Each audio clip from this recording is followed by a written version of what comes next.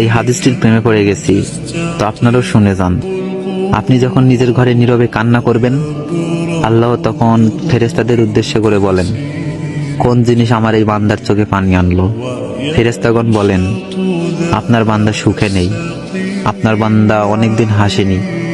এই বলে ফেরেশতাগণ কান্না করতে থাকেন এবং আল্লাহকে বলেন, হে আমার রব, আপনি তো জানেন আপনার এই বান্দার হৃদয়ে কি রয়েছে, অতএব আপনি তার জন্য সবকিছু সহজ করে দিন।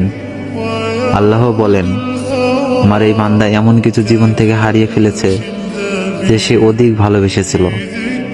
অতএব আল্লাহ বলেন, আমি শপথ করছি, আমার বান্দা যা তার জীবন থেকে হারিয়েছে তার চেয়ে উত্তম জিনিস আমি তাকে এনে দিব, যা দেখে দুনিয়া ও আখিরাতে সবাই বিস্মিত হবে।